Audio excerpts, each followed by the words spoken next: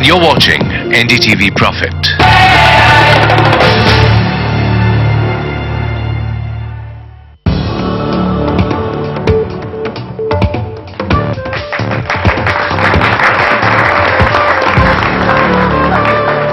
नमस्कार, यह है मनी मंत्र। मैं हूं पंकज पचौरी और आज हम आपको मंत्र बताएंगे आपकी जिंदगी का। जी हां, जिंदगी में कोई भी चीज जो है वो बिना फाइनेंशियल प्लानिंग के ना शुरू होती है ना उसका अंत होता है। जब आप पैदा होते हैं तो आपके माता पिता फाइनेंशियल प्लानिंग करते हैं कि बच्चा जब आएगा तो उसका पूजा पाठ करना पड़ेगा, पंडित को बुलाना पड़ेगा, उसके लिए पैसा अलग से निकालना पड़ेगा।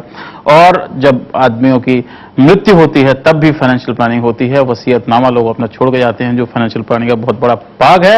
तो इस पर आज हम चर्चा करेंगे कि फाइनेंशियल प्लानिंग, वित्तीय योजना आखिर है क्या और ये क्यों आपके लिए जरूरी है और क्यों आप इसे नहीं करते हैं। और रिलायंस मनी की ओर से ये कार्यक्रम पेश है। हमारे साथ में सीईओ सुदीप बंदोपाध्याय, बहुत बहुत शुक्रिया आपका। तो ये तो गुरु हैं फाइनेंशियल प्लानिंग के कि क्या क्या बताएंगे। लेकिन एक मैं छोटी सी आपको चीज बता दूं, फाइनेंशियल प्लानिंग जो है वो हिंदी फिल्मों में भी उसके बारे में बात की गई है और वो ऐसे की गई है। आपको अगर याद हो, तीसरी कसम फिल्म थी राज कपूर की और उसमें एक गाना ये था कि लड़कपन खेल में खोया, जवानी नींद भर सोया, बुढ़ापा देख के रोया। तो ये फाइनेंशियल प्लानिंग जो है ये आपकी सारी उम्र साथ साथ आपके चलती है और इसलिए बहुत जरूरी है। बहुत से लोग फाइनेंशियल प्लानिंग नहीं करते हैं और क्यों नहीं करते हैं पहले इसको देखते हैं। उनके कई सारे बहाने होते हैं। एक तो ये बहाना होता है कि सर मेरे पैसे है ही नहीं, मैं फाइनेंशियल प्लानिंग क्या करूंगा। ठीक है।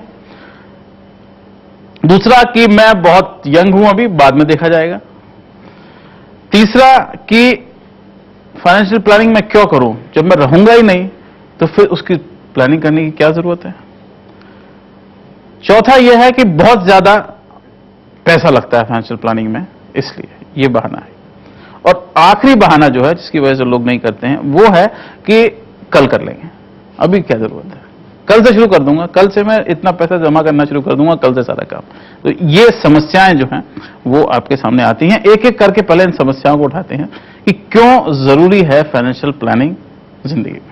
जी पंकज, देखिए ऐसा है कि जैसे कि हम लोग जिक्र कर रहे थे कि हम कुछ भी करें जिंदगी में उसमें एक फाइनेंशियल प्लानिंग का एलिमेंट इन्वॉल्व हो जाता है।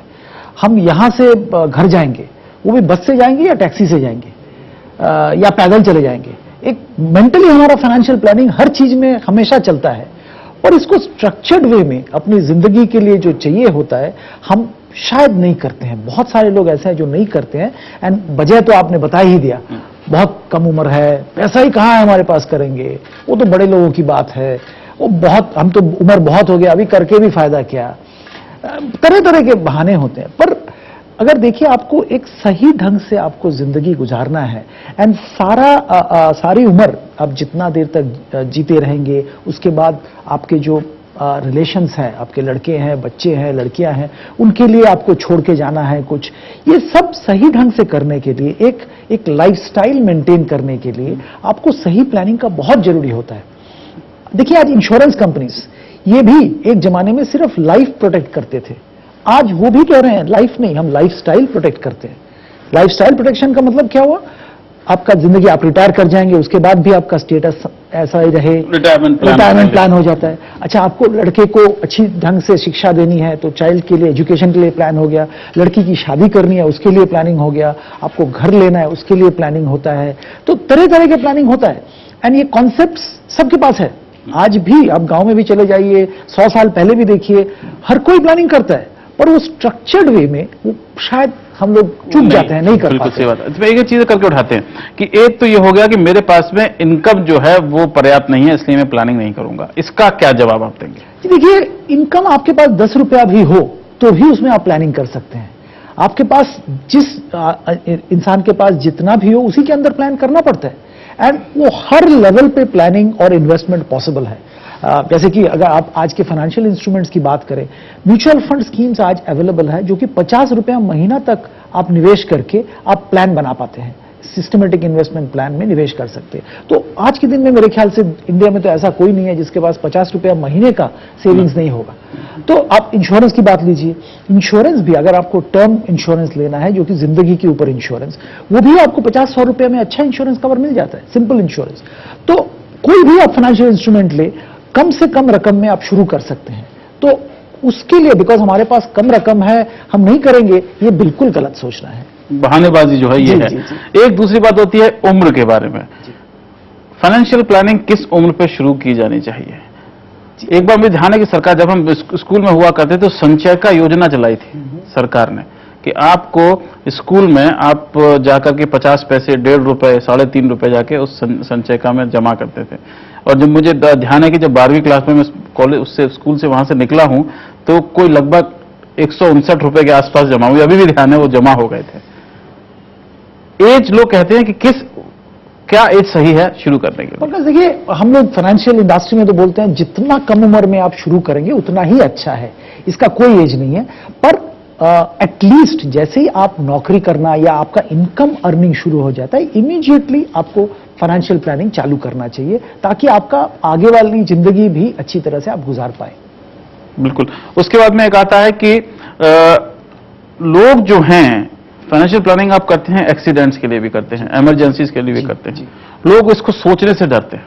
सही बात है कि कल अगर मेरी मौत हो जाती है तो मैं क्यों लाइफ इंश्योरेंस लूं, कल अगर मैं बीमार पड़ जाता हूं तो उससे डरते हैं, इसलिए नहीं करते हैं। तो ये बहाना कितना ठीक है और क्यों ठीक नहीं है? पंकज जी, तो बिल्कुल ही गलत तरीके का सोचना है। बट बहुत सारे लोग ऐसे सोचते हैं। जब आप बीमार होते हो, जब आपका कोई एक्सीडेंट होता है, तभी के लिए आपको बहुत फाइनेंशियल प्लानिंग जरूरी होता है। इसी के लिए फाइनेंशियल प्लानिंग करना चाहिए। अगर आपका इनकम सारा जिंदगी, जब से आप नौकरी करना शुरू कर रहे हैं या काम करना शुरू कर रहे हैं और जब तक आप जिंदा हैं, एक तरह का फाइनेंशियल इनकम होता है, तो आपको शायद प्लानिंग की जरूरत नहीं है। एक मिनट के लिए अगर मान ले कि आप अगले जनरेशन के लिए कुछ छोड़ना नहीं चाहते, पर किसी आदमी का जिंदगी ऐसे नहीं गुजरता है।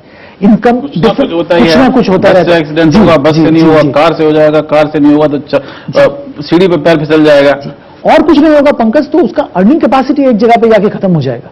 तो उसके लिए भी प्लानिंग करना चाहिए आदमी को। और देखिए, एक हम लोग कहते हैं कि आपका, मान लीजिए आपका महीने का 50,000 रुपया का खर्चा है, तो साल का आपका 6 लाख रुपया का खर्चा हुआ, तो आपको कितना इंश्योरेंस लेना चाहिए, कितने के लिए प्लान करना चाहिए? और मान लीजिए आज के दिन में आप सब स्टूडेंट हैं, आप समझेंगे 10% रिटर्न होता है। मान लीजिए आपको कोई भी इंस्ट्रूमेंट में लगाएंगे 10% रिटर्न होता है। तो अगर आपका साल का खर्चा 6 लाख है और मार्केट में 10% रिटर्न आपको मिल सकता है, तो एटलीस्ट आपको 60 लाख रुपया इकट्ठा करके रखना चाहिए। क्योंकि कल को कोई मुश्किलें आपके पास आ जाए, तो वो जो 60 लाख है वो 10% के हिसाब से आपको 6 लाख रुपया साल का देता रहेगा। तो ये सिंपल सा हिसाब है। दूसरी बात है, सरकारी नौकरी में इसीलिए जो प्रोविडेंट फंड जो है वो सरकार अपने आप काट लेती है, और आप उस फंड को कटवाएं, इसलिए सरकार कहती है कि जितना पैसा आप पीएफ में डाल रहे हैं उतना हम भी डालेंगे, ताकि आप ज्यादा से ज्यादा पैसा उसमें डालें। तो सरकार भी आपको करती है। आखिरी उसमें बात यह है कि प्रोक्रेस्टिनेट, मतलब चीजों को आगे के लिए, कल के लिए छोड़ना। इस पर कहावत है पुरानी कि काल करे सो आज कर, आज करे सो अब, पल में प्रलय होगी बहुरी करेगो तब। तो ये जो है आपको कल पर नहीं छोड़ना चाहिए, क्योंकि अगर आप 3 दिन कल पर छोड़ देते हो, आप समझ सकते हैं कि 3 दिन में जो आप, या 3 महीने में आप जो कुछ जमा कर सकते थे वो आपके पास जमा नहीं होगा। बिल्कुल सवाल उठाते हैं यहाँ पे, हमारे काफी नौजवान लोग यहाँ पर हैं और सबको प्लानिंग की बहुत जरूरत है। आप बताइए क्या सवाल है आपका?